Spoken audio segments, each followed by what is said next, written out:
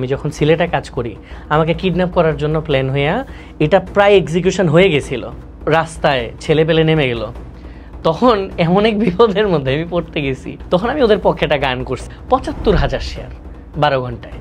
ওদের কি প্ল্যান ভাই আমি তো জানি না, এরা হঠাৎ করে রাস্তায় নেমে যাবে। আমি আগের দিন গান করছি আবাসনে আস্থার আদর্শ, নতুন ধরা, নতুন প্রজন্মের নতুন পৃথিবী। আসসালামু আলাইকুম, সবাইকে অনেক অনেক শুভেচ্ছা। আমি আপনাদের মহিউদ্দিন রনি। নতুন ধরা presents the brand new show let them জাজে আপনাদেরকে স্বাগত।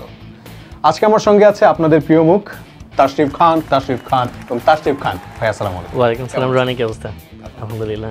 প্রশ্ন হচ্ছে যে আপনি তো নিশ্চয়ই আপনার যে উপার্জনের জায়গা সেটা হচ্ছে আপনার গানের কনসার্টগুলো, তো আপনি সেগুলো দিয়ে মানব সেবা করে থাকেন। তো অনেকেই তো কমেন্ট করে যে গান গাওয়া হারাম। তো এই ব্যাপারে মানুষকে প্রত্যুত্তরে আপনি কি বলতে চান বা কি বলেন সাধারণত? মোস্টলি হচ্ছে আমি ইগনোর করি, আর এখানে যদি বলতেই হয় তাহলে বলবো কি, হ্যাঁ অবশ্যই মানুষকে ইগনোর করছেন। মোস্টলি কমেন্টগুলো ইগনোর করি, মানুষকে ইগনোর করি না। তবে ব্যাপার হচ্ছে কি যে আমার যারা আমাকে নতুন চেনে, হয়তো কোনো একটা সোশ্যাল ওয়ার্ক দেখে চিনলো, তারা আবার যখন দেখে যে ও তো গানও করে না, এটা ঠিক না, তুমি সরে আসো। বাট যারা আমাকে আগে থেকে চেনে তারা জানে আমার স্টার্টিং হচ্ছে গান থেকে। আমি একটা জিনিস বিশ্বাস করি যে আমি যে সিঁড়িগুলোতে পাড়া দিয়ে উপরে যাব, আমি যদি একটু উপরে যাওয়ার পরে সিঁড়িগুলো সরাই দিই, আমি যখন পড়বো একদম মাটিতে পড়ে যাব। সো এটা হচ্ছে আমার শেকড়, গান, শিল্প। আর আমি কিন্তু লিখি, আমি গান লিখি, আমি গান সুর করি, আমার ধ্যান জ্ঞান হচ্ছে এইখানে। সো এইটাকে আমি আসলে ছাড়তে রাজি না। তবে হ্যাঁ, ধর্মের দিকে আমার অবশ্যই রেসপেক্ট আছে।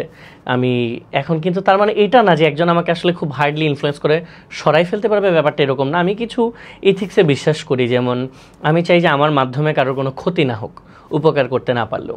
আমি চিন্তা করি কি যে আল্লাহ আসলে ভালো জানেন, মানে আমার তোর থেকে আল্লাহ ভালো জানেন যে কে গান করলে তার কি শাস্তি হবে কি হবে না, কখন মাফ করে দিবে কি দিবে না।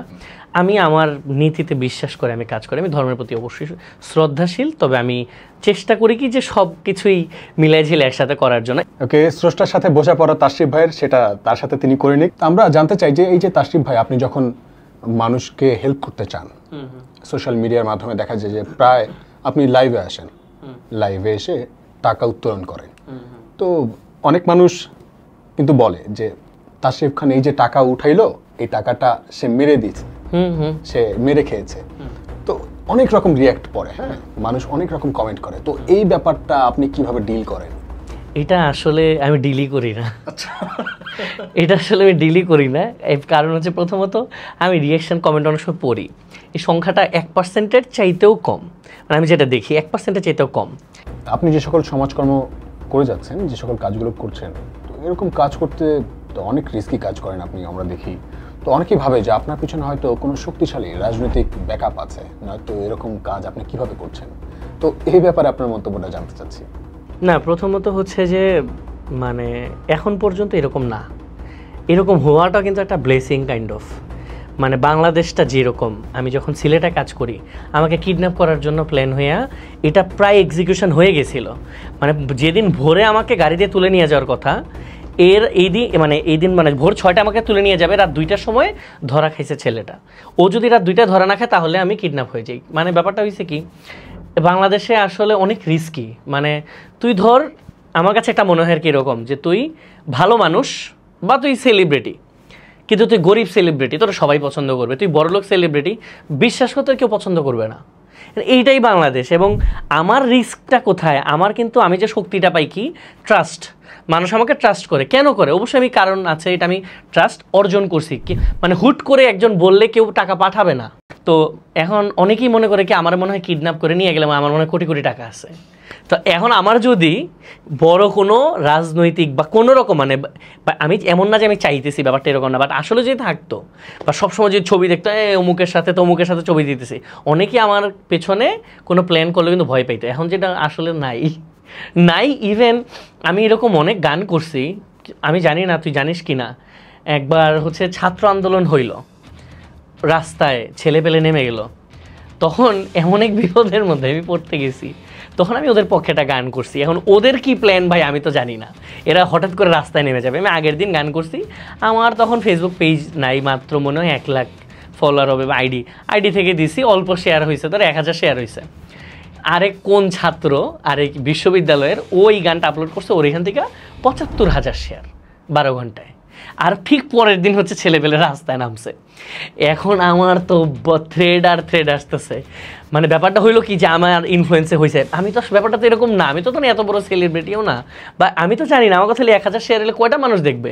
আর ছেলেপেলের কাজটা কি ভাই, তোরা একটা দিন পরে নামতি রাস্তায়, পরের দিনই নেমে গেছে, আমি কিন্তু বড় বিপদে পড়ে যাইতাম। সো এরকম হয়, মানে এই জিনিসগুলো আসলে যারা পলিটিক্স করে তাদের কাইন্ড অফ এগেনস্টে চলে যাওয়ার মতন ব্যাপার।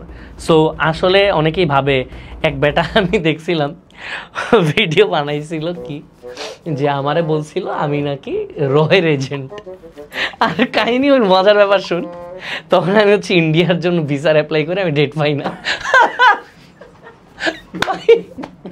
আমি যখন এই ভিডিও দেখছি আমি হাসতে মানে গড়াগড়ি, মানে পুরা এত হাস্যকর লাগছে যে আমি ভিসা দিয়ে রাখছি, আমি হচ্ছে ঘুরতে যেতে চাই, আমি ডেট পাই না। আর এই দিক দিয়ে আরেকবার তবে বেসিক্যালি কোনো রাজনৈতিক দলে জয়েন করার ইচ্ছা আছে নাকি? না, একেবারেই নেই। কেউ নেই? আমার কেউ মানে মাথায় অস্ত্র ধরেও পলিটিক্সে নিতে পারবে না। তো অনেকেই তো কয়েকদিন পর হচ্ছে ধরেন সেলিব্রিটি হয়ে যায়, সেলিব্রিটি হওয়ার পর নায়কেরা আজকাল দেখা যায় অনেক নায়কই তো রাজনীতিতে যাচ্ছে। আমি আসলে কোনটাকে খারাপ বলবো না, কারণ কি মানে ভালো কাজ করতে চাইলে তুই ডাক্তার হয়েও করতে পারবি, তুই সিঙ্গার হয়েও করতে পারবি, তুই পলিটিশিয়ান হয়েও করতে পারবি। বাট আমার মনে হয় কি যে পলিটিক্সে অনেক বেশি প্রভাবিত হওয়ার সম্ভাবনা থাকে। তো অসংখ্য ধন্যবাদ আশিক ভাই যে আপনি আজকে আমাদের কাছে এসেছেন এবং আমাদেরকে সময় দিয়েছেন, এবং আপনি আজকে তো লেট দেম জাজ শোয়ে আপনার মন খুলে আপনি যারা আপনাকে জাজ করতে তাদের ব্যাপারে বলে দিয়েছেন সবকিছু। তো সবাইকে অসংখ্য ধন্যবাদ আমাদেরকে দেখার জন্য, আমাদের কথা শোনার জন্য। সো দেখা হবে পরের কোনো এপিসোডে নতুন কোনো মুখ নিয়ে। সো ততক্ষণ ভালো থাকুন, সুস্থ থাকুন, চোখ রাখুন স্টার গল্পে।